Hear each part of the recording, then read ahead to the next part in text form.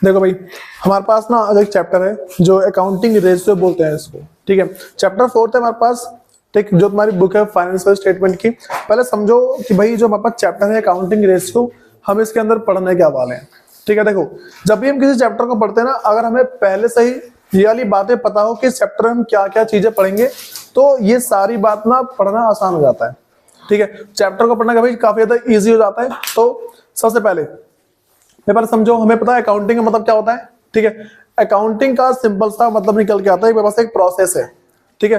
Accounting उसका भी accounting एक प्रोसेस है, जिस प्रोसेस के अंदर ये वाली बातें बताई जाती है कि भाई हम अकाउंटिंग कहां से शुरू करके पूरा कहां तक एंड करते हैं। हम 11th क्लास में पढ़ चुके हैं ये बात है, पता है। 11th क्लास में भी जो हमने पढ़ा था कि accounting is a process of classifying, identifying, ये सारी बातें, ठीक। तो ये पूरा प्रोसेस है। अब उस प्रोसेस के अंदर भाई हमने बहुत सारे टर्म्स पढ़े, ठीक है। जैसे मान लो कि करंट असेट्स, ठीक है, ये वाली बात, करंट असेट्स हो गए, नॉन करंट असेट्स हो गए, ठीक है। Current liability, non current liability, ये सारी बातें।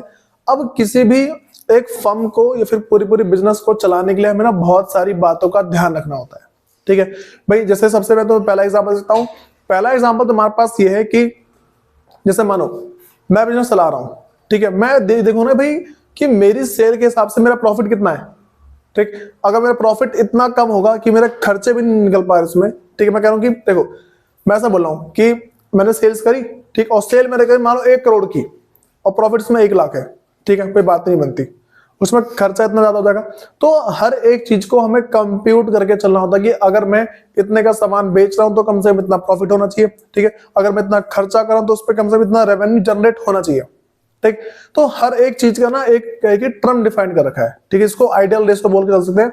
देखो, आइडियल का मतलब क्या है, मान लो ये मार्कर है, ठीक है। इस मार्कर को बनाने में मान लो मुझे 15 रुपए लगे, ठीक, और मैं इसको अगर मैं सिर्फ 15.05 रुपए का बेचूंगा, तो फायदा है इसका? कोई फायदा नहीं है, ठीक है, कुछ चलेगा ही नहीं।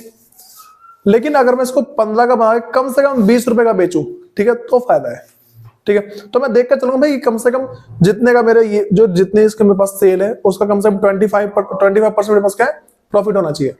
जितने का बेच रहा हूं मैं उसका कम से कम 25% का मेरा प्रॉफिट होना चाहिए। तो ये जो 25% मैंने बोला है, क्या मेरे पास भी रेशियो है, ठीक है, बस हमारी है। तो हम जितने भी परसेंट को लेके चलते हैं वो सारे सारे ही होते हैं। हम इस पूरे चैप्टर में वाली बातें पढ़ेंगे कि हम अपने फर्म को चलाए तो फर्म ठीक तरीके से चल रही है या फिर नहीं चल रही है, ठीक है, या फिर फर्म को चलाने में कौन कौन सी दिक्कतें सामने आ सकती हैं और उस दिक्कत से पहले ही कैसे बचा जा सकता है, ठीक है। जैसे मान के चलो मैं बोलूं मेरा हर साल जो प्रॉफिट ना 0.5% से कम हो रहा है, ठीक है, तो मैं रिकॉर्ड करूंगा, मैं देखूंगा कि भाई मेरे पास हो क्या रहा है, ठीक। तो ये जो रेशियो बनते आ रहे हैं ना, मैं हर एक रेशियो को चेक करूंगा, भाई इस रेशियो में क्या हुआ, इसमें क्या हुआ, इसमें क्या हुआ, ठीक। तो हर एक रेशियो का मैं चेक करता चलता हूँ। रेशियो का बेनिफिट ये हो जाता है हमें, वो ना एक तरीके से मान लो फोरकास्टिंग है, ठीक। फ्यूचर में आने वाली कोई सी भी समस्या है उससे बचा लेती है, ठीक। तो सबसे पहले भाई अगर तुम इसकी जैसे मान लो इसके अगर ना तुम डेफिनेशन लिखना चाहोगे, मतलब कि meaning of ratio and accounting ratio, ठीक है। तो जिसको जो वीडियो से लिखेगा वो सुन सुन के लिख लेगा, ठीक है। तुमने वैसे लिख रही है पहले से। तो इससे मैंने क्या लिखवाया भाई कि मीनिंग ऑफ रेशियो के अंदर, ठीक है, जो मेरे पास meaning of ratio and accounting ratio, ठीक है, meaning of ratio and accounting ratio. देखो भाई, जो मेरे पास मीनिंग ऑफ रेशियो इस लाइन का लिखवा रखी है।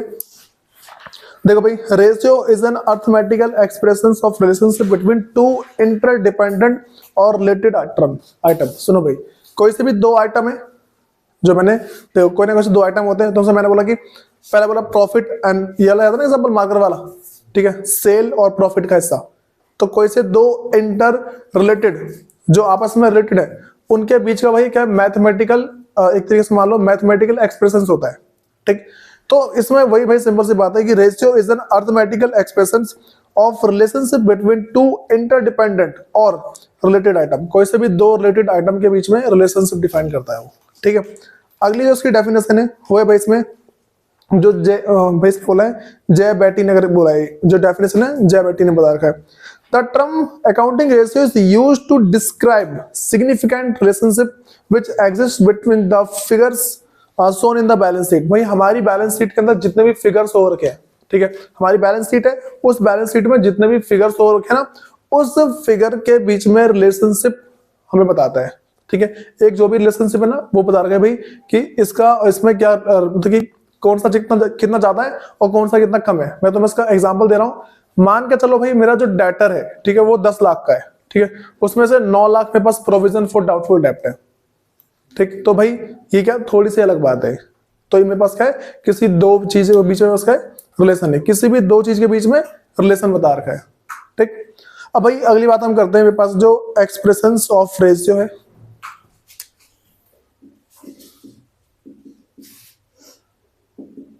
एक्सप्रेशंस ऑफ रेशियो भाई ये क्या है? सबसे पहला देखो, हम ना टोटल 4 तरीके से इसको डिफाइन कर सकते हैं।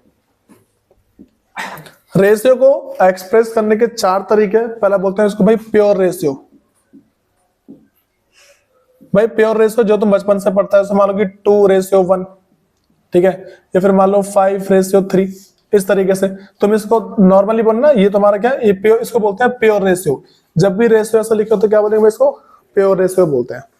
ठीक है, तो ये तुमने बचपन में पढ़ते आ रहे हो। ठीक है, दूसरा मेरे पास इसको बोलते हैं परसेंटेज। देखो परसेंटेज का मेरे पास मतलब क्या निकाल के आता है, नॉर्मली लिखा होता है 25%। ठीक है, तो इसका मतलब क्या है? मैं ऐसा बोला, मान लो कि मैं मतलब कि सेल एंड प्रॉफिट का रेशियो बता रहा हूं। ठीक है, तो मैंने बोला कि प्रॉफिट इज 25% ऑफ सेल। ठीक है, मैं प्रॉफिट इज 25% ऑफ सेल, तो सेल को रखा मैंने ऊपर। ठीक है, 25 से मल्टीप्लाई किया, 100 से डिवाइड कर दिया। समझ रहे हो? देखो सेल ऐसे लिखा हुआ है, सेल 25/100, बात तो वही पड़ी। ठीक है, तो मेरे पास क्या है भाई, इसको बोलते हैं परसेंटेज वाला। जो तीसरा मेरे पास है भाई, इसको बोलते हैं टाइम्स। भाई टाइम्स का तुमने मैथ्स वगैरह में पढ़ा होगा। ठीक है, तो इसमें क्या होता है, जैसे मान लो मैं बोल दूं कि profit is 4 time of sale. क्या बोला मैंने भाई? जैसे मान लो कि profit is 4 time of sale, ऐसा बोल सकता हूं मैं। ठीक है, या फिर मैं ऐसा बोल दूं कि देखो मैं ऐसा बोल सकता हूं कि जो मेरे पास ना सेल है, ठीक है, सेल जो मेरे पास क्या है कि 1/4 टाइम ऑफ प्रॉफिट। मैं ऐसा बोल रहा हूं कि मेरे पास मान लो प्रॉफिट जो है ना 5 रुपए, ठीक है, प्रॉफिट कितना मेरे पास भाई 5 है, और जो मेरे पास सेल है वो 20 की है। सेल कितना की है? 20 की। तो बताओ कितना गुना ज्यादा है वो? 4 गुना। तो मैं क्या बोलूंगा कि यहां पे बोलूंगा profit is 4 time of sale. ठीक है, तो इसका मतलब वही है, प्रॉफिट में इसका भाई 4 गुना ज्यादा है सेल। ध्यान रखना क्वेश्चन के बीच में आएंगे, फिर अटकना तो वहां पे। लास्ट जो मेरे पास है भाई, इसको हम बोलते हैं हाँ भाई फ्रैक्शन। ये सबको पता ही है, फ्रैक्शन मेरे पास ऐसा लिखा होगा, मान लो 2/3, 5/4, ऐसा आ गया। ठीक है, बात समझ आ रही है? तो ये मैं उसका भाई फ्रैक्शन है। फ्रैक्शन का मतलब क्या है? जैसे तुमसे ऐसा बोल दूं कि प्रॉफिट, ठीक है, प्रॉफिट इज 1/4 ऑफ सेल। बस भाई मैं ऐसा बोल रहा हूँ, मेरे पास मान लो इसी एग्जाम्पल ले लो। ठीक है, इसी एग्जाम्पल को लेकर चल रहा हूं मैं। मैंने बोला मेरे पास सेल कितनी है भाई? सेल मेरे पास 20 है। तो मैंने बोला कि प्रॉफिट क्या है? तो मैं बोला हूं प्रॉफिट इज 1/4 ऑफ सेल।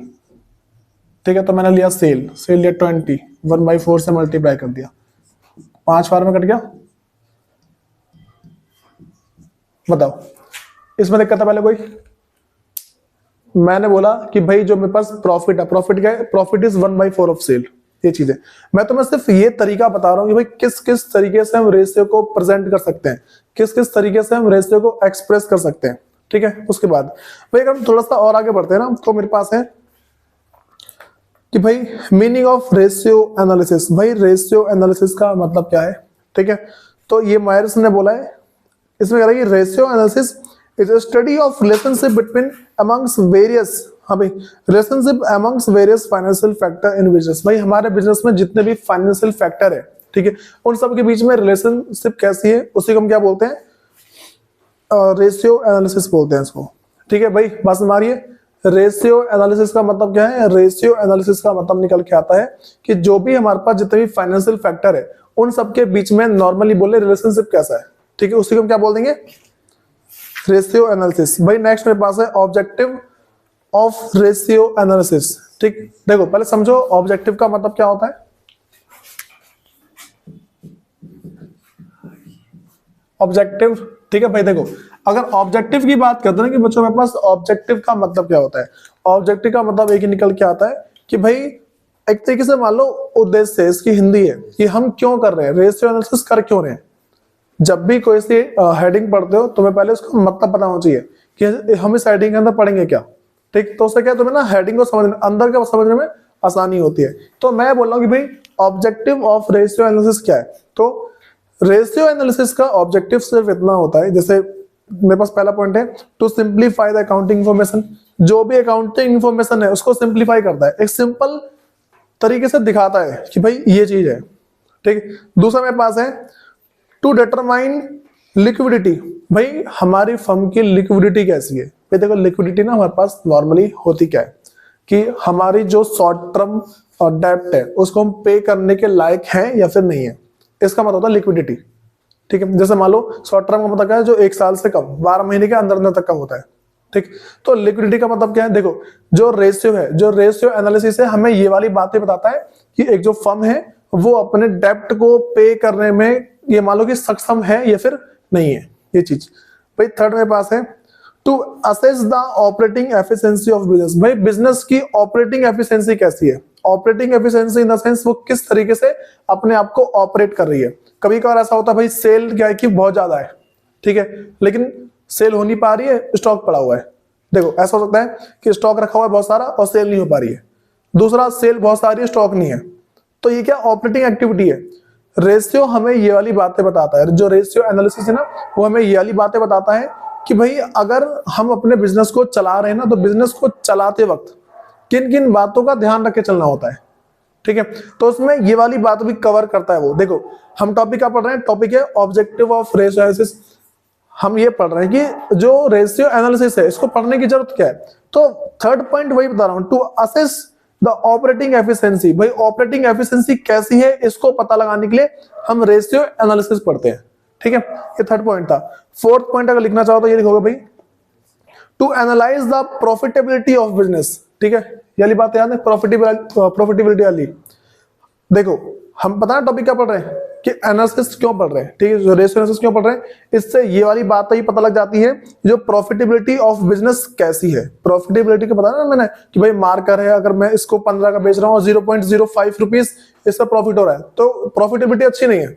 मैं बोल दूं 20 रुपए का मार्कर बेच रहा हूँ उसमें मेरे पास 5 रुपए प्रॉफिट है, तो ये प्रॉफिटेबिलिटी अच्छी है, ठीक है। तो जो मेरे पास रेशियो एनालिसिस है वो ये वाली बात ही बताता है कि भाई जो हमारा प्रॉफिट का रेशियो कैसा है इन कंपैरिजन ऑफ सेल, ठीक है। Last to help the comparative analysis. भाई अगर हमें कंपेयर करना है पिछले साल वाले को इस साल से तो भी हम कर सकते हैं, ठीक है। पिछले साल क्या था और इस साल क्या है उन सबको आराम से कर सकते हैं, ठीक है। भाई अगला मेरे पास है एडवांटेजेस ऑफ रेशियो एनालिसिस।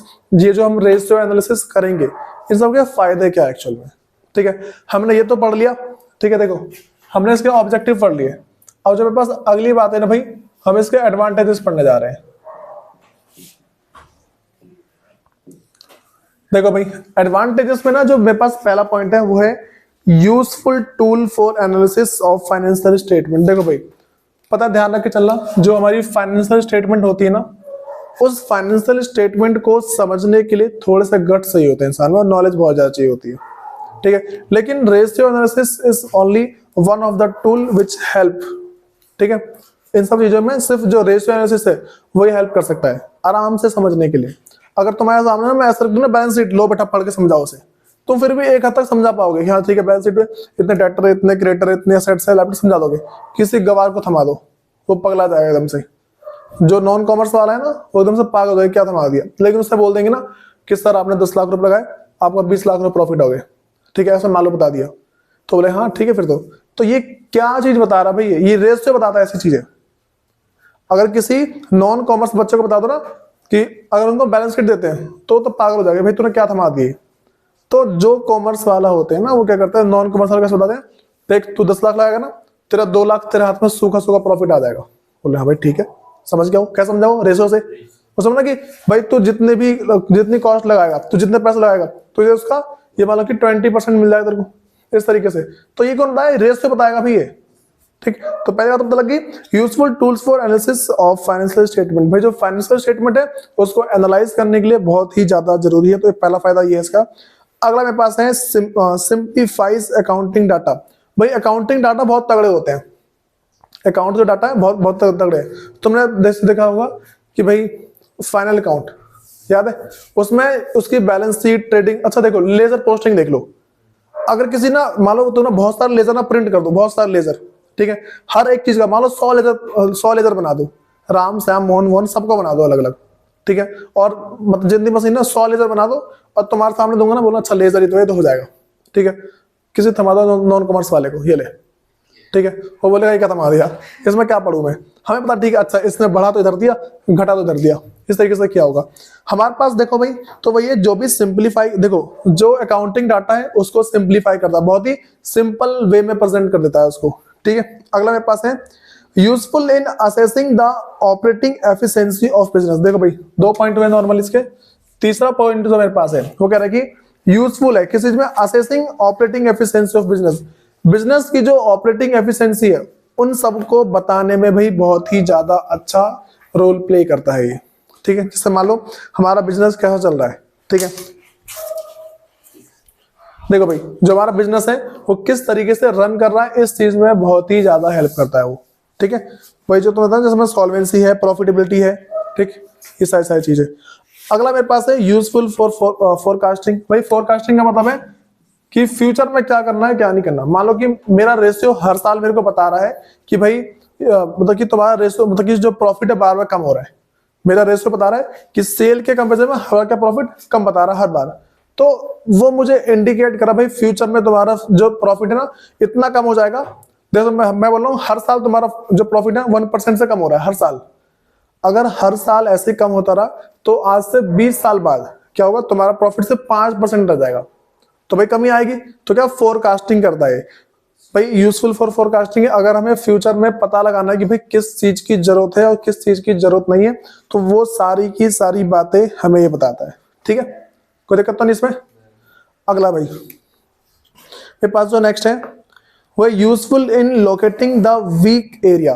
भाई वीक एरिया का मतलब है हमारा जो बिजनेस है, हमारा बिजनेस किस जगह से वीक है। जैसे मान लो कि हमारी जो करंट एसेट्स है वो बहुत कम है, ठीक है। दूसरा बोल दूं मेरे पास जो लिक्विडिटी है, पता ना कैश एंड कैश इक्विवेलेंट, ठीक है, मैं बोल दूं ये बहुत ज्यादा है। किसी भी कंपनी के अंदर कैश बहुत ज्यादा है ना, इसका मतलब भाई वहां का जो मैनेजमेंट है बहुत ही गंदा होता है। बात समझ रही है। मैं ऐसा बोल दूं एक बिजनेस है, ठीक है, बिजनेस पूरा बिजनेस 10 लाख का है, उसने 7 लाख रुपए कैश रखे हुए हैं। भाई बिजनेस के अंदर कैश रखना ना पागलबंदी होती है। अगर उसी को मान लो कहीं पर लगा देगा उससे प्रॉफिट आएगा उस पर, ठीक है। तो अगर किसी भी फर्म के अंदर क्या है कि लिक्विड बहुत ज्यादा है तो समझो वहां का जो मैनेजमेंट है बहुत ही पुअर है। लेकिन लिक्विड ना अगर बैलेंस्ड है, बोले बहुत अच्छा मैनेजमेंट है यहाँ का, ठीक है, तो ये बात ध्यान रख के चलनी है। कभी भी ना नॉर्मली जो बिजनेस वाले होते हैं अपने पास ज्यादा कैश नहीं रखते कभी भी। जो बहुत तगड़े बिजनेसमैन होते हैं ना, जो बहुत तगड़े तगड़े बिजनेसमैन है, उनके पास जेब में 2 रुपए नहीं मिलेंगे कैश, ऐसा होता है। लोग सोचते हैं भाई इतना बड़ा बिजनेसमैन होने के बाद भी तेरे पास पैसे नहीं है, तो भाई उसके पास दिमाग है, उसने पैसे ऐसे लगा जहां से पैसे आते रहते हैं, ये हाल है, ठीक। उसके बाद भाई अगला है कि useful in inter firm and intra firm comparison. भाई इंटर का मतलब है दूसरे फर्म से कंपेयर करना और अपने फर्म के अंदर भी कंपेयर करना। जो अकाउंटिंग रेशियो है, ठीक है, इसका अगला फायदा ये है कि हम इस साल देखो अपने फर्म से खुद को कंपेयर कर सकते हैं, हमारे फर्म की पिछले साल पोजीशन क्या थी उसको, ठीक है, और जो अभी जो पोजीशन है इसको, दोनों को कंपेयर कर सकते हैं। और अगली चीज भाई हम किसी दूसरे फर्म के साथ भी कंपेयर कर सकते हैं। जैसे मान लो कि मेरे फर्म का प्रॉफिट है 25% ऑफ सेल, दूसरे फर्म का प्रॉफिट है मान लो कि 20% ऑफ सेल, ठीक है, तो मैं बोलूंगा तेरा प्रॉफिट का मेरा प्रॉफिट ज्यादा है, ऐसे पता लगाएंगे, ये चीजें होती है। भाई नेक्स्ट मेरे पास है लिमिटेशंस ऑफ रेशियो एनालिसिस। भाई हर एक चीज में कमियां होती हैं, ठीक है।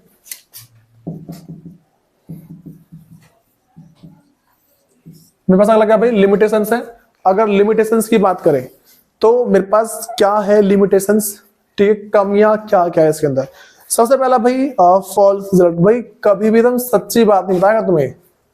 जो रेशियो क्या तुम्हें एग्जैक्ट बता देगा, अच्छा तेरे पिछले साल इतना प्रॉफिट हुआ था, इस साल कम प्रॉफिट हुआ है, ठीक। हो सकता है भाई जो मालिक का बेटा है उसने पैसा निकाल लियो तो प्रॉफिट कम सो हो रहा है, हो सकता है ना, ठीक।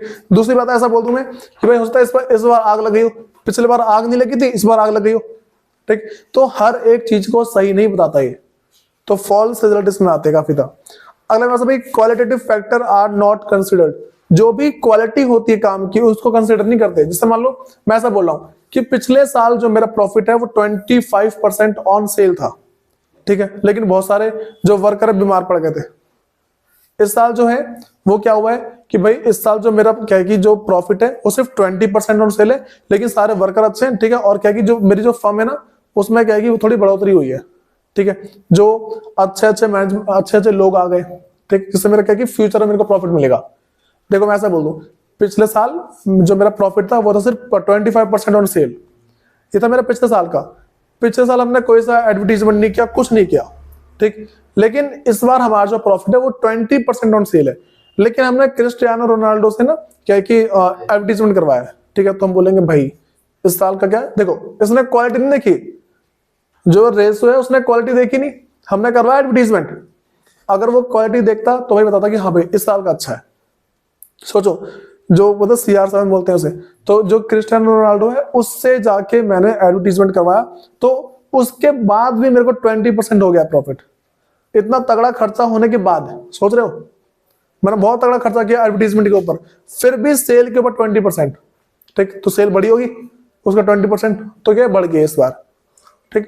तो मेरे पास वही चीज है कि भाई जो क्वालिटेटिव फैक्टर है उसको इसमें कंसिडर नहीं किया जाता, इसको इग्नोर किया जाता है। तो दूसरी कमी ये है रेशियो एनालिसिस की। नेक्स्ट मेरे पास है लैक ऑफ स्टैंडर्ड रेशियो। भाई कोई भी ना एक स्टैंडर्ड रेशियो नहीं है। स्टैंडर्ड का मतलब एक कोई सा ऐसा सेट रेशियो नहीं है जिससे भाई सबका काम चल जाए। हर एक चीज के लिए अलग अलग रेशियो, हर एक चीज के लिए अलग रेशियो, तभी टोटल 18 रेशियो है ना, तभी टोटल 18 रेशियो है, ठीक है। अगर कोई सा स्टैंडर्ड रेशियो होता हम लगाते और खत्म हो गया, ठीक है। नेक्स्ट मेरे पास है भाई मे नॉट बी कंपेरेबल। भाई ये जो रेशियो होते हैं कभी भी कंपेरेबल नहीं होते, और वो क्यों नहीं होते, क्योंकि भाई सबने डिफरेंट अकाउंटिंग पॉलिसी अपना रखी होती है।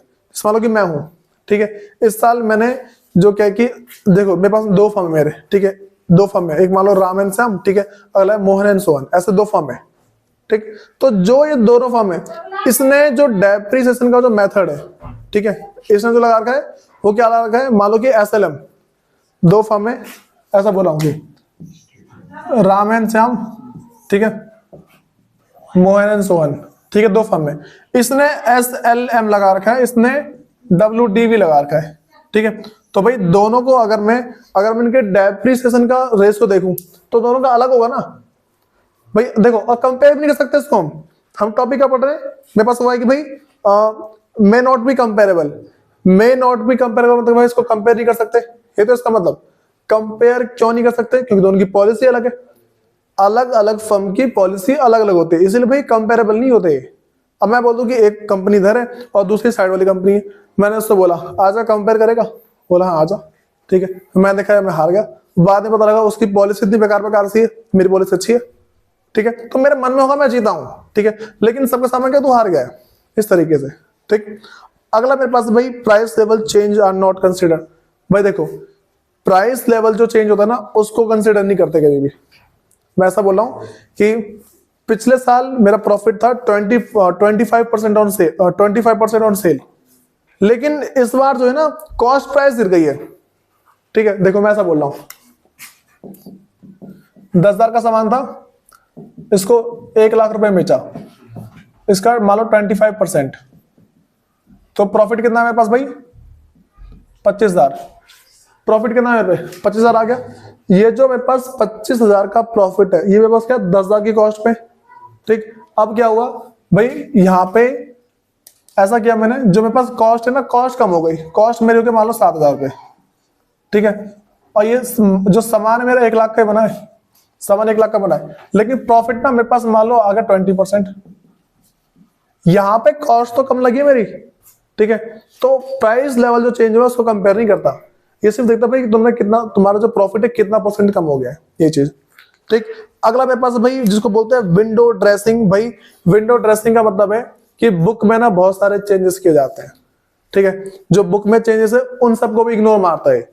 जैसे मान लो कि मैं ऐसा बोल दूं पिछले साल ना हमने बहुत सारे तरीके अपनाए थे, इस साल हमने वो सारे तरीके चेंज कर दिए, जो भी गलतियां निकालते हैं ना फर्म के अंदर, जैसे मान लो मैं तुमसे ऐसा बोलूं, जो होते हैं ना सीए वगैरह, वो क्या बहुत चोरी करते हैं, ठीक है। चोरी कैसे करते हैं,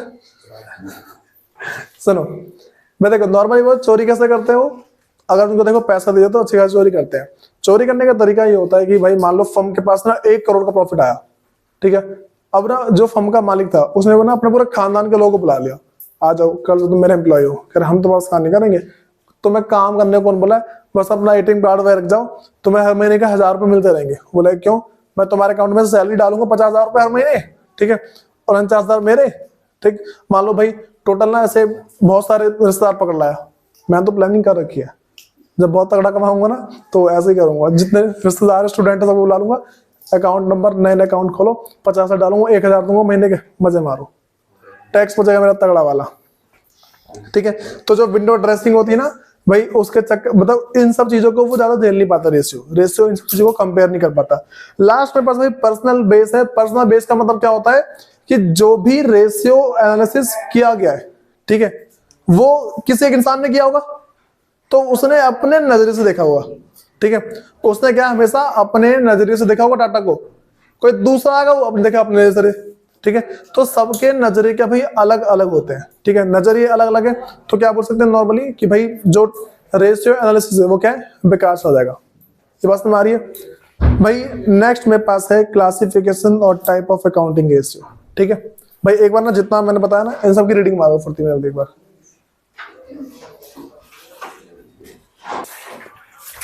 हाँ भाई देखो, अपना जो हमारे पास नेक्स्ट टॉपिक है उसे बोलते हैं क्लासिफिकेशन और टाइप ऑफ अकाउंटिंग रेशियो है, ठीक है।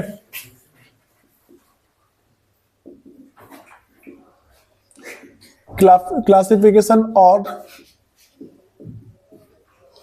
Types of accounting ratio.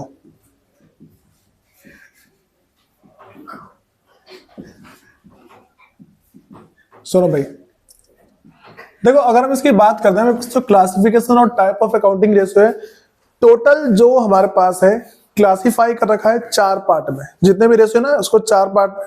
जो पहला मेरे पास है भाई वो है लिक्विडिटी रेशियो।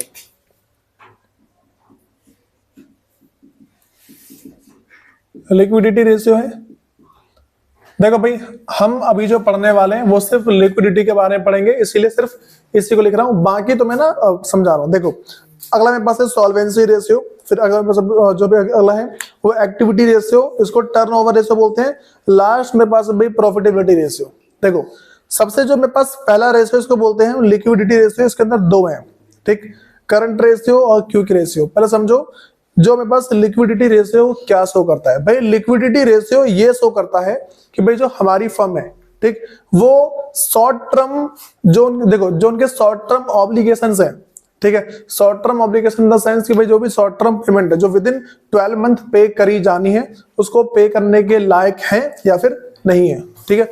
ये क्या शो करता है भाई, लिक्विडिटी रेशियो ये शो करता है, ठीक। दूसरा मेरे पास है सॉल्वेंसी रेशियो, हमारी जो फर्म है वो सॉल्वेंट है या फिर नहीं है, ठीक। अगर सॉल्वेंट है तो कितने टाइम तक सॉल्वेंट रहेगी, ठीक है, और इंसॉल्वेंट है तो इंसॉल्वेंट अगर होने वाली तो कब तक होगी इंसॉल्वेंट, ठीक। अगला मेरे पास इसको बोलते हैं एक्टिविटी रेशियो और टर्नओवर रेशियो, ठीक है। एक्टिविटी रेशियो क्या होता है भाई कि हमारे फर्म की जो भी ऑपरेटिंग एक्टिविटी कैसी चल रही है, ठीक है, जो भी ऑपरेटिंग एक्टिविटी है किस तरह की चल रही है। लास्ट मेरे पास है भाई प्रॉफिटेबिलिटी रेशियो। प्रॉफिटेबिलिटी रेशियो ये शो करता है कि जो हमारी जो फर्म है प्रॉफिट कैसा अर्न कर रही है। बस हमारी अब तो मैंने भाई सबके बारे में एक एक करके थोड़ा थोड़ा लिखवाना शुरू करता हूँ कि भाई इसमें क्या क्या बातें हैं और क्या क्या चीजें नहीं है, तो मैं उन सबको देख के चलना है, ठीक है। तो भाई इसको बता रहा हूं मैं, पहले बता लिक्विडिटी रेशियो के बारे में।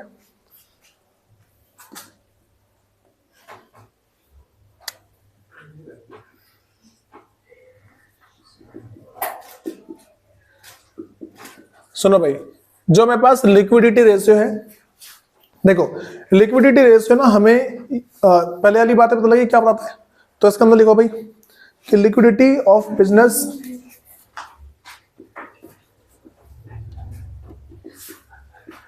liquidity of business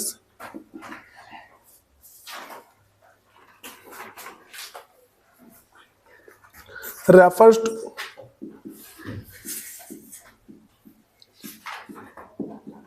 the firm's ability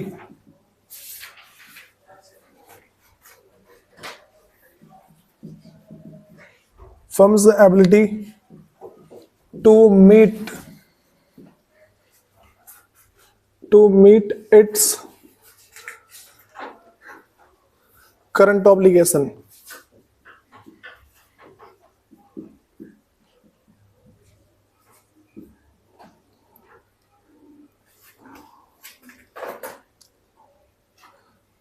जिसको बोल सकते हैं शॉर्ट टर्म फाइनेंशियल लायबिलिटीज।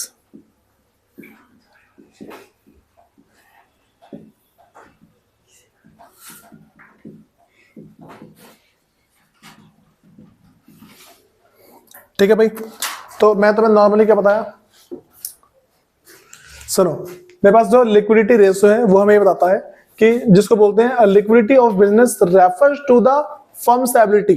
ठीक है भाई, मेरे पास क्या दिखाता है, फर्म की एबिलिटी किस चीज के लिए, टू मीट, किस मीट करना भाई, इट्स करंट ऑब्लिगेशन। भाई करंट ऑब्लिगेशन का मतलब क्या है, शॉर्ट टर्म फाइनेंशियल लायबिलिटी। ध्यान रखकर चलना, जो करंट ऑब्लिगेशन है इसका मतलब क्या है, शॉर्ट टर्म फाइनेंशियल लायबिलिटी।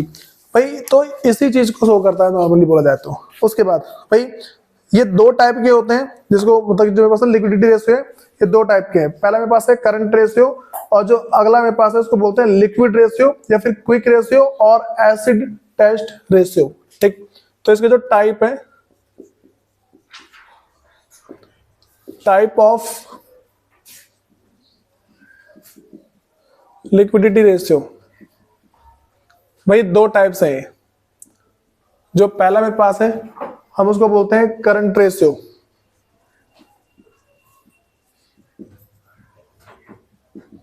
और जो दूसरा मेरे पास है हम उसको बोलते हैं लिक्विड रेशियो या फिर क्विक रेशियो।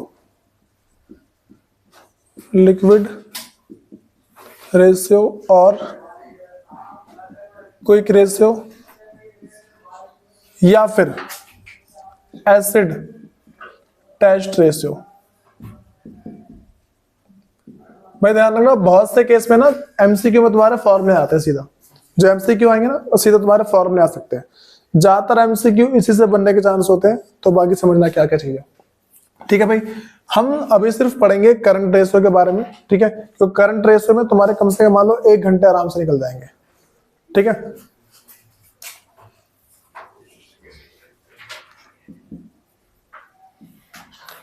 देखो भाई जो मेरे पास करंट रेशियो है ये होता क्या है, इसके बारे में अगर ना बोला जाए कि करंट रेशियो मेरे पास क्या दिखाता है, तो करंट रेशियो जो भी मेरे पास करंट असेट्स और जो करंट लायबिलिटी है उन सब के बीच में क्या है, रिलेशनशिप एस्टेब्लिश करता है। ठीक, जो भी अगर बोले कि मेरे पास क्या है, देखो करंट रेशियो क्या है, इसके बारे में लिख लो भाई।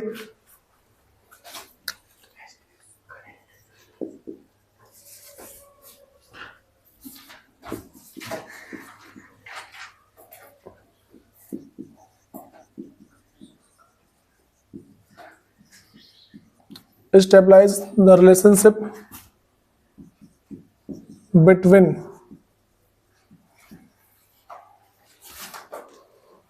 current assets and current liability. Current assets and current liabilities.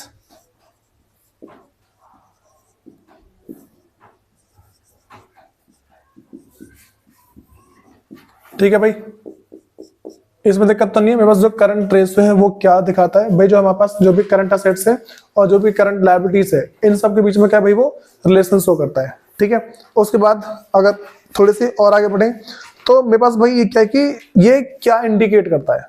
ठीक है, तो इसके बारे में देखो,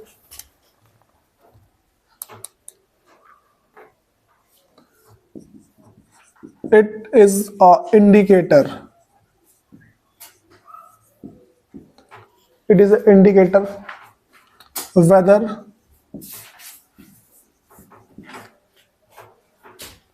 the enterprises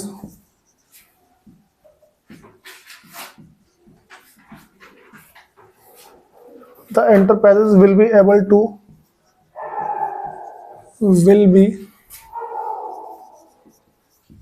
to meet its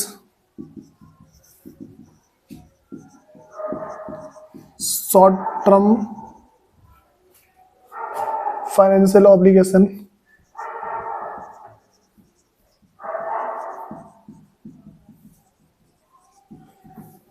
short term financial obligation as and when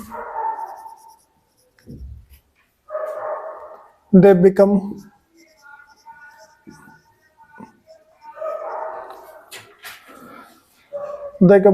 due for payment, they become due for payment। भाई देखो, अगर नॉर्मली बोले ना, मेरे पास जो करंट रेशियो है वो stabilises the relationship between current assets and current liability. भाई किसके बीच में, वहां से करंट असेट्स और क्या करंट लायबिलिटी के बीच में रिलेशनशिप स्टेबलाइज करता है। फिर इट इज एन इंडिकेटर, भाई मेरे पास क्या इंडिकेटर है किस चीज का, कि भाई जो एंटरप्राइजेस है वो अपनी शॉर्ट टर्म फाइनेंशियल ऑब्लिगेशन को उस टाइम पे कर पाएगी या नहीं, and when they become due for payment. देखो वो उस टाइम पेमेंट करने के लायक है या नहीं, या फिर जब वो ड्यू हो जाएगी उस टाइम पेमेंट करने के लायक बचेगी या फिर नहीं बचेगी। ठीक है, तो अगर इसके बाद भाई इसका ना फॉर्मूला देखें कि इसका जो फॉर्मूला नॉर्मली क्या है,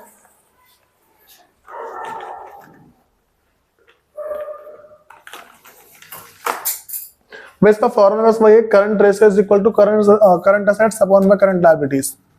जो करंट रेशियो का फॉर्मूला है, current ratio is equal to current assets और इसको डिवाइड कर दो करंट लायबिलिटीज को, करंट लायबिलिटीज से। ठीक है, इसमें दिक्कत है किसी को? जो इसका फॉर्मूला भाई क्या मेरे पास, वो current ratio is equal to current assets upon में करंट लायबिलिटी है। ये फॉर्मूला तो ठीक है भाई, छोटी सी बात है, इसको याद रख के चलना ही चलना है। अब भाई हम अगली बात कर दें कि देखो इसको और क्या क्या बोलते हैं भाई, अगर तुमसे ना इसके कुछ कुछ इंपॉर्टेंट पॉइंट है, important point of current ratio.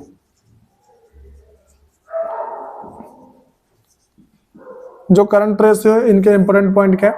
सबसे पहला भाई इसको हम प्योर रेशियो बोलते हैं। ठीक है, ये तो हमारा एमसीक्यू के पॉइंट ऑफ व्यू से है।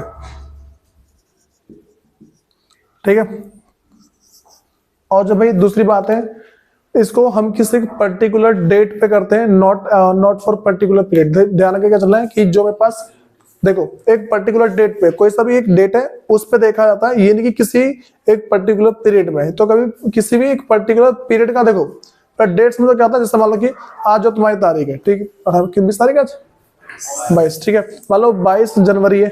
ठीक है, तो ये तुम्हारे पास कभी पर्टिकुलर डेट है, लेकिन मैं बोल दूं कि एक महीना, पिछला महीना, इसको बोलते हैं पर्टिकुलर पीरियड। जनवरी का महीना, फरवरी का महीना, मार्च का महीना, इसे क्या बोलते हैं भाई, पर्टिकुलर पीरियड बोलते हैं। ठीक है, तो मैं क्या बोल रहा हूं, it is calculated at particular date, not at particular period.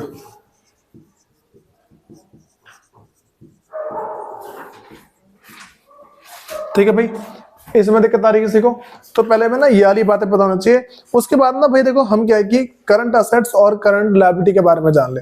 मैं तुम्हें रेशियो के बारे में बता दिया, इसके कुछ इंपोर्टेंट पॉइंट बता दिए।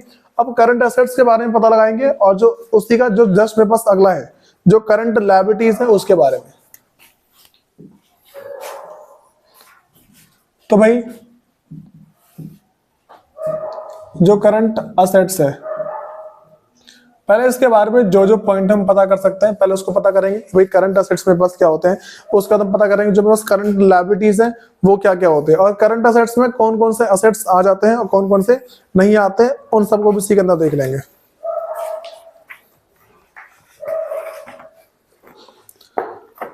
भाई सबसे पहले मेरे पास है कि जो करंट असेट्स होते हैं, इट इज इन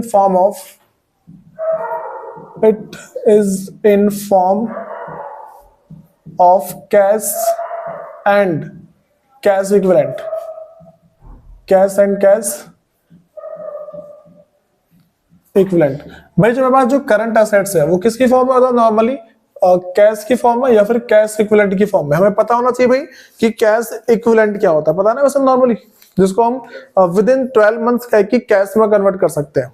ठीक है, तो इसको बोल सकते हैं विद इन 12 मंथ्स और within the period of operating cycle,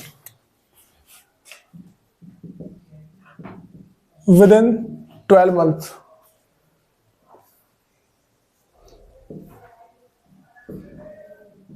with in 12 months और within the time period of operating cycle,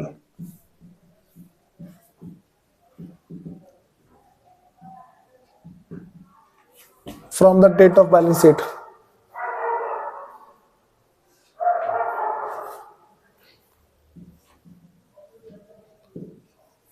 from the date of balance sheet।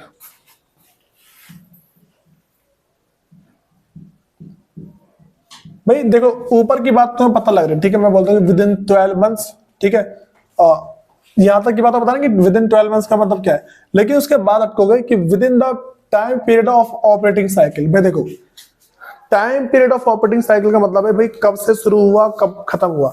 देखो अब पता क्या होता है कि कोई कोई सी कंपनी ऐसी होती है जो अपनी फाइनेंशियल स्टेटमेंट को बनाती है हर 3 महीने में, ठीक है, कोई कोई सी होती है हर 6 महीने में, कोई कोई सी 8 महीने में, कोई कोई सी हर महीने, ठीक है। तो जो फाइनेंशियल स्टेटमेंट की जो एक ऑपरेटिंग साइकिल है, ठीक है, उसको लेके चलना होता है।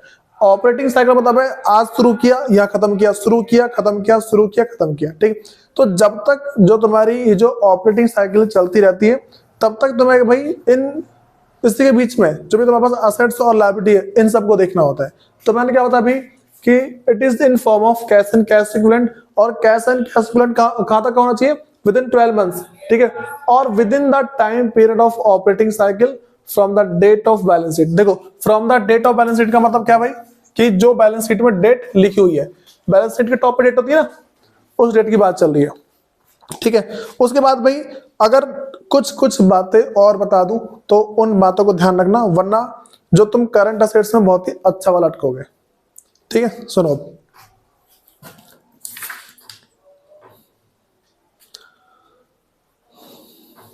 हाँ भाई, तो कुछ बातें हमें पास है इसके अंदर। जैसे सबसे पहले से बता रखा है कि करंट असेट्स के ना कुछ कुछ मैं पहले एग्जांपल दे दे रहा हूं, ठीक है, कि क्या क्या हो सकते हैं। एग्जांपल है, ठीक है, ऑफ करंट असेट्स। जो एग्जांपल ऑफ करंट असेट्स है भाई ध्यान रख के चलना, अगर तुम भूलते हो तो इसको भी नहीं कर पाओगे। इस बुक के अंदर नॉर्मली सब कुछ याद करने वाली है, और अगर चाहे तो कॉमन सेंस वाला भी है, अगर हमारा कॉमन सेंस जनरेटेड है तो। सबसे पहले मेरे पास भाई जो करंट इन्वेस्टमेंट है, सबको पता है क्या होती है current investment,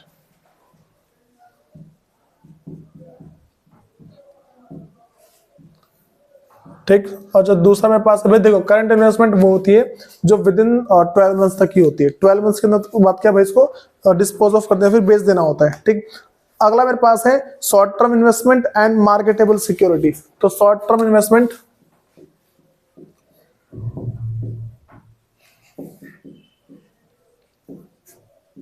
short term investment है, ठीक है, एंड मार्केटेबल सिक्योरिटीज,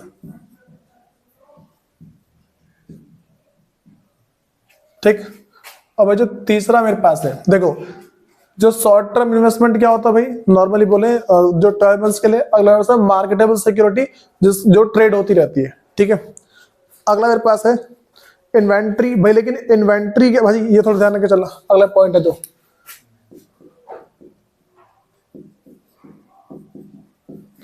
इन्वेंट्री के अंदर जो लूज टूल्स होते हैं ना, छोटे मोटे जो नट बोल्ट होते हैं, उन सबको नहीं लिया जाता है, ठीक है। इसके पीछे रीजन बताऊंगा क्यों नहीं आता। Loose tools and store and parts,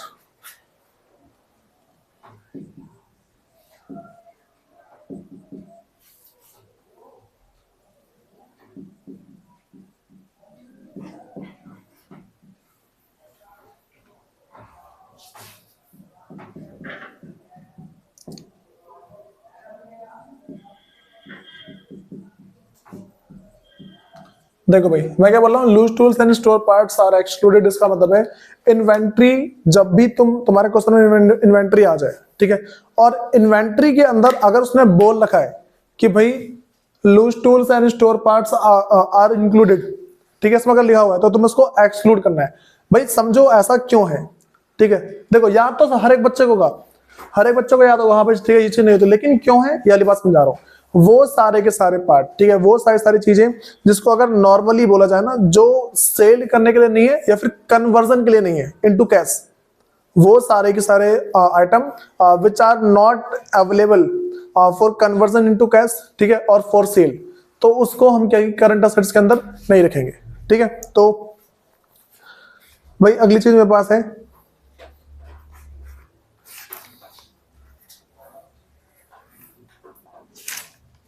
इसमें लिखवा देना मैं, ठीक है।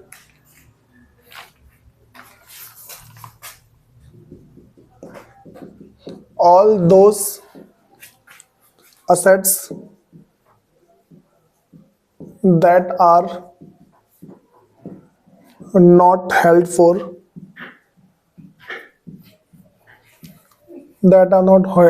sale or conversion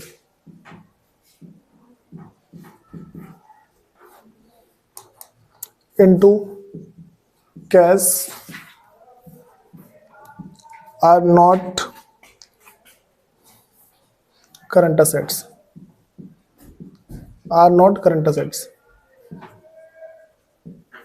ठीक है भाई, ये वाली बात अब तो लग रही है।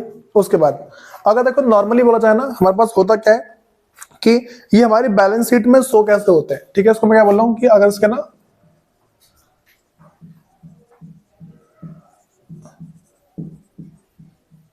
बैलेंस शीट में शोन एज इन्वेंट्री लिखा होगा तुम्हारे पास सिर्फ,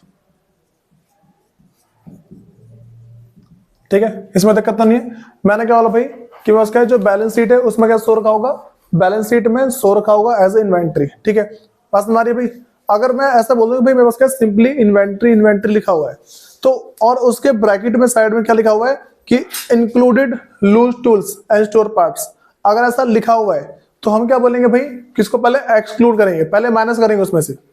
इन बातों को ध्यान रखना कि इन्वेंट्री लिखा हुआ है, उसके ब्रैकेट में अगर लिखा हुआ है कि भाई लूज टूल्स आर इंक्लूडेड, ठीक है, उसको पहले माइनस कर देना, समझे, इन बातों को ध्यान रख के चलना।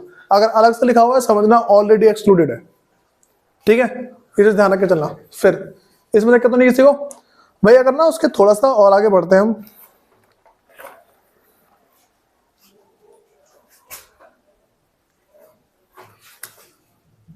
भाई नेक्स्ट मेरे पास है ट्रेड रिसीवेबल्स है।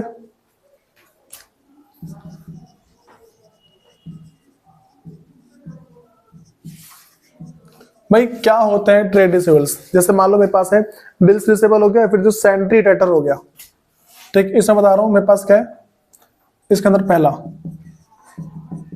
बिल्स रिसीवेबल, दूसरा मेरे पास है सैनिटरी डेटर, ठीक है, ध्यान रखना भाई जो सैनिटरी डेटर होगा उसमें से तुम्हें पहले लेस कर देना है। अगर सैनिटरी डेटर लिखा हुआ है और उसमें प्रोविजन लिखा हुआ है, ठीक है, बस मारिए, अगर प्रोविजन फॉर डाउटफुल डेब्ट है तो तुम क्या करोगे, इसको माइनस कर दोगे, लेस प्रोविजन फॉर डाउटफुल डेब्ट, इसको माइनस करना है, उसके बाद ही जाके तुम्हें असेट्स में लेना है। वास्तव में आगे जो माइनस कर दोगे ना, बोल सकते हैं नॉर्मली तुम्हें क्या नेट सैनिटरी डेटर लेना है, नेट सैनिटरी डेटर। अगर तुम नेट को नहीं लोगे तो भाई तुम्हारा क्वेश्चन के गलत जाएगा, ठीक, जब भी तुम सैनिटरी डेटर को उठाते हो तुम्हें करना भाई जो नेट है उसको लेकर चलना है हमेशा, ठीक। अगला मेरे पास भाई कैश एंड कैश इक्विवेलेंट, तुमको पता ही है कि कैश एंड कैश इक्विवेलेंट में क्या होता है, कैश एंड कैश इक्विवेलेंट्स। देखो भाई जो मेरे पास कैश एंड कैश इक्विवेलेंट है ना, इसमें मेरे पास ना कैश हो गया, कैश इन हैंड हो गया, कैश एट बैंक हो गया, ठीक है, फिर मेरे पास कैश चेक एट हैंड हो गया, ठीक है, या फिर ड्राफ्ट एट हैंड हो गया, ठीक है, या फिर ड्राफ्ट एट बैंक हो गया, या फिर चेक एट बैंक हो गया। अगर ऐसा कुछ भी आता है मेरे पास क्या भाई सारे सारे कैश एंड कैश इक्विवेलेंट के अंदर आएंगे, ठीक है भाई। अगला जो मेरे पास है short terms loans and advance, ठीक है, अगर हमने किसी को शॉर्ट टर्म के लिए लोन दे रखा है या फिर किसी को हमने एडवांस दे रखा है तो वही वाली बात है, short term loans and advance. अगर हमने किसी को लोन दे रखा है, फिर हमने किसी को जस्ट एडवांस पैसे दिए, वो चीज है, ठीक है। फिर जो अगला मेरे पास है अदर करंट असेट्स, भाई इसमें कुछ बातें मेरे पास है।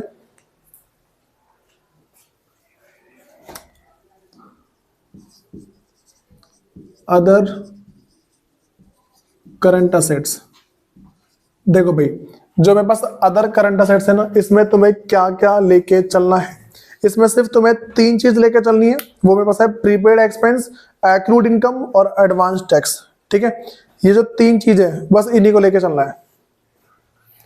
अगला तुम्हारे पास है भाई, इसको बोल सकते हैं, अच्छा भाई सुनो, ये ना सीबीएसई की ना एक गाइडलाइन है, तो सीबीएसई की गाइडलाइन उसमें एक सर्कुलर नंबर तुम्हारे पास है 43/2013, 2 जुलाई 2013 को, ठीक है। उस टाइम ये वाली बातें बता रखी है कि भाई देखो इसमें क्या रखा है कि अदर करंट असेट्स एक्सेप्ट, किस किस को छोड़ के, ठीक है, किस किस को छोड़ के, except prepaid expense, accrued income and advance tax are not to be evaluated, ठीक है।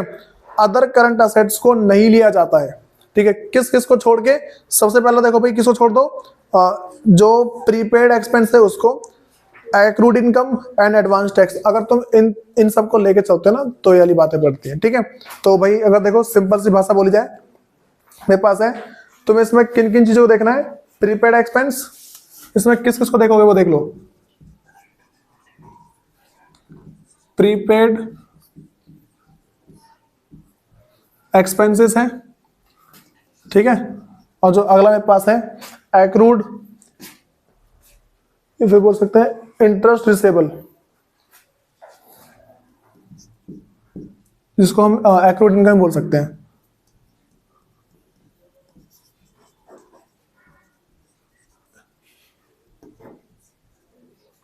एक्रूड इनकम पता ना भाई क्या होता है accrued income, which is earn but not received, वैसी इनकम इसको अर्न कर ले लेकिन रिसीव नहीं हुई है, ठीक है। लास्ट मेरे पास भाई एडवांस टैक्स, ठीक है। क्या मेरे पास भाई एडवांस टैक्स, ये सारे के सारे मेरे पास किसके अंदर आते हैं भाई, जो अगर सिंपल सी भाषा बोल जाए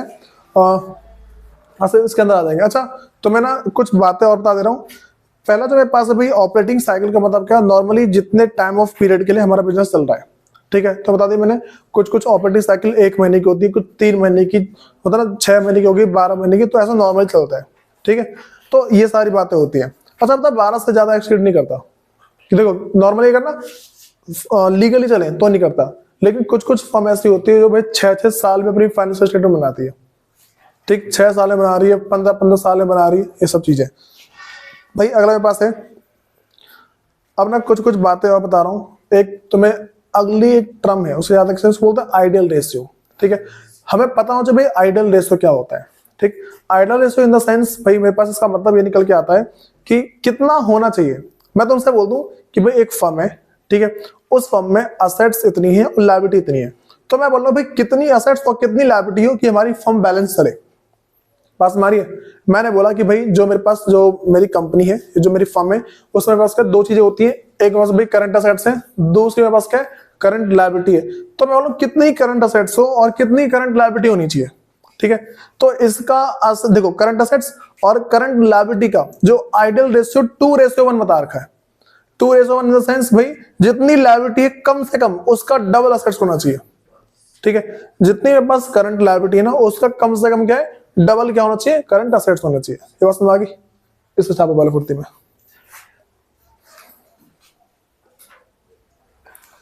देखो भाई अब जो हमारे पास ना नेक्स्ट है वो हमारे पास करंट लायबिलिटीज के बारे में।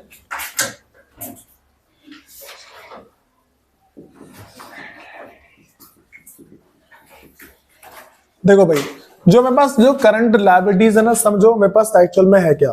तो अगर इसके बारे में ना बोले चाहे भाई करंट लायबिलिटी क्या होती है, तो वही सिंपल सी भाषा बोलेंगे कि जो है ना इन फॉर्म ऑफ, हाँ भाई वो सारी liability which is repayable within 12 months और या फिर within the period of operating cycle from the date of balance sheet, ठीक है। तो मेरे पास क्या है,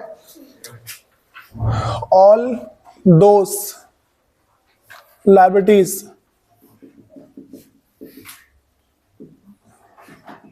which is repayable within within the period of 12 months और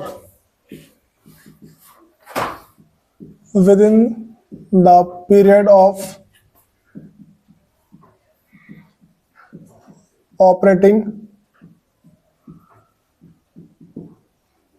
cycle, within the period of operating cycle,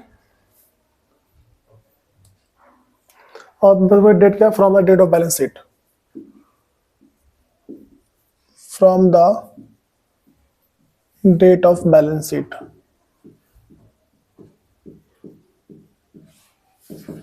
ठीक है, देखो भाई ये मेरे पास है। उसके बाद ना अगर हम इसके कुछ कुछ एग्जाम्पल की बात करते हैं तो एग्जाम्पल समझ जाओ मेरे पास क्या है। सबसे पहले भाई जो शॉर्ट टर्म बोरोइंग्स हो गया,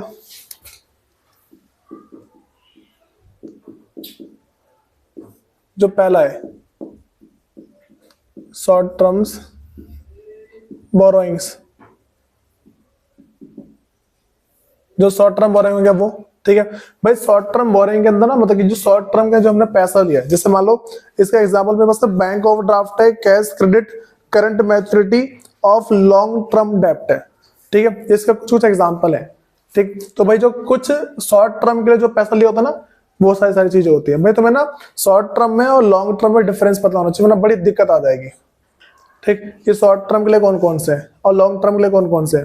ठीक, तो इसका कुछ एग्जांपल है बैंक ड्राफ्ट, बैंक ओवरड्राफ्ट वगैरह। और जो दूसरा मेरे पास है भाई वो है ट्रेड पेबल, जैसे बिल्स पेबल हो गया, या फिर इसको बोलते हैं सैंड्री क्रेडिटर। ट्रेड पेबल भाई, ट्रेड पेबल के मेरे पास अंदर क्या आता है, वही जो सैंड्री क्रेडिटर हो गया या फिर मेरे पास बिल्स पेबल आ गया। और जो नेक्स्ट है वो भाई अदर करंट लायबिलिटी। भाई इसमें कुछ कुछ चीजें बता रहा हूं जो हमें हटानी है। Other current liabilities. ठीक है, बस हमारे भाई देखो भाई हमारे पास है, इसका एग्जांपल की बात करें पहले बस भाई शॉर्ट टर्म बोरोइंग्स है। ठीक है, अगला मेरे पास है ट्रेड पेबल। ठीक है, तो बता दो भाई ट्रेड पेबल के अंदर क्या कहता है, भाई बिल्स पेबल वगैरह आते हैं। ठीक है, नेक्स्ट मेरे पास है भाई अदर करंट लायबिलिटी। भाई देखो other current liability, other current assets, ये बहुत ज्यादा मैटर करते हैं। ठीक है, बच्चा टकते इसके अंदर है। तो इसमें पहला है interest accrued but not due on boring. ठीक है, इंटरेस्ट जो इंटरेस्ट है वो एक्रू हो गया लेकिन एक तरह से ड्यू नहीं किया है, जो बोरिंग में लिया है ना उसे पे नहीं है, एक्चुअल में पे नहीं किया है। ठीक, फिर इंटरेस्ट एक्रूड है एंड ड्यू ऑन बोरिंग, और ड्यू होगा तो भी कर देंगे। अगला मेरे पास है आउटस्टैंडिंग एक्सपेंस। कोई सा तुम्हारा अगर आउटस्टैंडिंग एक्सपेंसेस वगैरह हो उसको भी लेके चलना है, और कॉल्स इन एडवांस, ये तो पता ही तुम्हें। ठीक है, अगर सेल वाला चैप्टर पढ़ा है तो।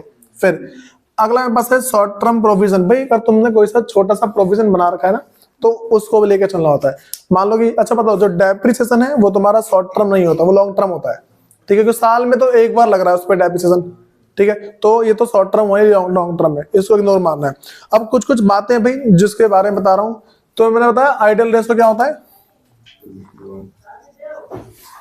मैं देखो कुछ कुछ इंपॉर्टेंट पॉइंट है उसे देख लो। सबसे पहला भाई जो मेरे पास आइडियल रेशो है,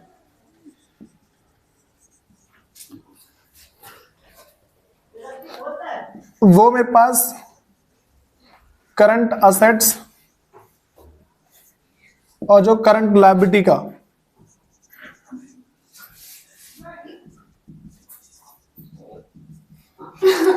वो कितना है बस भाई 2:1 है। बस हमारी कितना है, जो मैं उसका करंट असेट्स और जो करंट लायबिलिटी है उसका आइडियल रेशियो कितना है 2:1।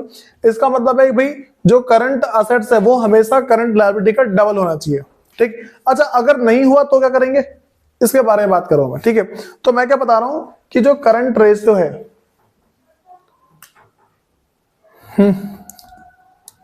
देखो भाई यहां देख लो, अगर करंट रेशियो के बारे में बात करते हैं हम, जो करंट रेशियो है, करंट रेशियो अगर तुम्हारे पास 2 या उससे मोर होता है, ठीक है 2 और मोर है, पता भाई इसका मतलब क्या है 2:1 ही है। ठीक है, अगर 2 और मोर हुआ इन दैट केस हम क्या बोलेंगे भाई कि यहाँ पे जो हमारे पास ना वो जो भी उनकी लायबिलिटी है, जो शॉर्ट टर्म ऑब्लिगेशन है, उनको आराम से मीट कर सकते हैं। ठीक है। तो भाई able to meet its current financial obligation, तो able to meet its current financial obligation, ठीक है। उसके बाद अगर भाई मेरे पास क्या है कि जो लेस देन 2 है, ठीक है, तो इसके बारे में क्या बोलेंगे? जो करंट रेशियो है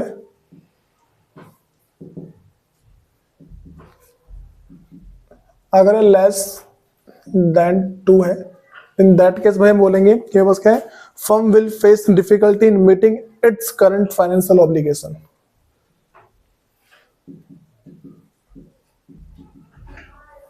difficulty in meet current financial obligation,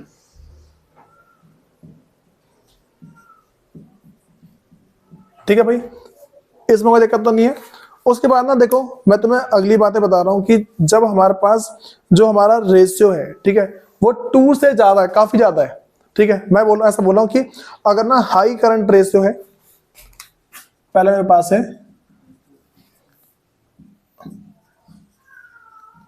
high current ratio, इसका मतलब क्या होता है, और जो अगला मेरे पास है वेरी हाई करंट रेशियो का मतलब क्या होता है?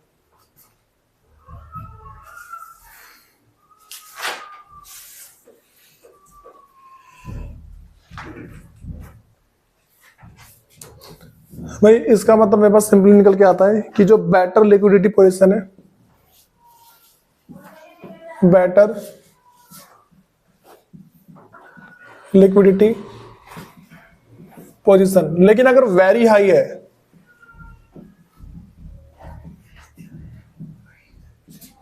वेरी हाई करंट रेशियो है, भाई इसका मतलब क्या होता है कि भाई जो यहां का जो मैनेजमेंट होगा काफी पुअर है।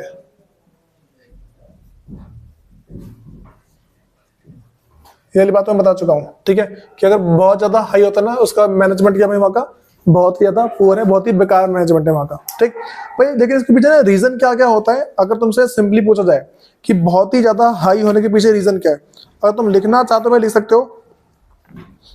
सबसे पहले तो मेरे पास भाई स्टॉक में भी increase due to poor sale. देखो जो पहला रीजन है, स्टॉक बढ़ जाता है सेल बेकार होने की वजह से। दूसरा मेरे पास है भाई जो high trade receivable due to poor collection of extended credit period. देखो जो ट्रेड मेरे पास क्या है कि रिसीवेबल है, जो डेटर वगैरह वो बहुत ज्यादा हो गए हैं, ठीक है, क्योंकि कलेक्शन हो ही नहीं पा रहा वो, ठीक। तीसरा मेरे पास है भाई कि cash and bank balance are lying तो कि lying idle because of poor cash management. देखो जो कैश मैनेजमेंट है वो बहुत ज्यादा बेकार है, जिसके चक्कर में क्या है कि जो हमारा कैश का बैलेंस है बहुत ही बिगड़ा हुआ है। इन 3 कारण की वजह से मेरे पास क्या भाई जो बहुत ही वेरी हाई करंट रेशियो हो जाता है, ठीक है। अब भाई देखो कुछ कुछ बातें मेरे पास है जिसको हम टोटल असेट्स का फॉर्मूला बोल सकते हैं, ठीक। टोटल असेट्स के अगर फॉर्मूले की बात कर ले तो हमारे पास है क्या, तुम्हें पहले रेशियो याद है, करंट रेशियो जो तुम्हारे पास है, ठीक है, current assets upon by current liability, ठीक।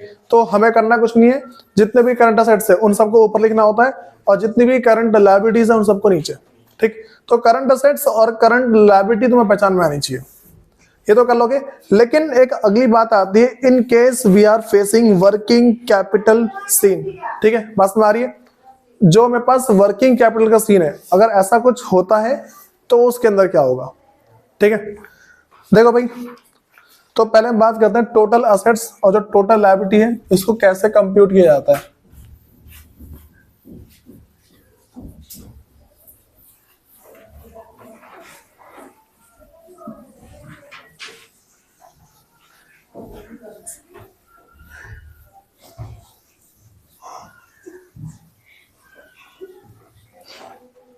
देखो भाई जो मेरे पास जो टोटल असेट्स है वो मेरे पास आता है फिक्स असेट्स प्लस में नॉन करंट असेट्स और प्लस में करंट असेट्स, ठीक है। तो मैंने क्या बोला भाई, जो टोटल असेट्स है वो मेरे पास है फिक्स असेट्स प्लस में नॉन करंट असेट्स और प्लस में करंट असेट्स, ठीक है भाई, इस तरीके से ये पहला है।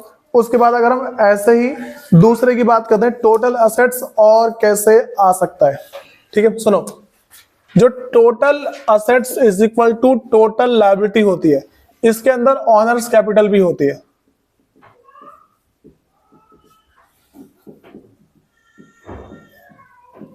ठीक है, जो ऑनर की कैपिटल है वो क्या इसके अंदर इंक्लूडेड होती है।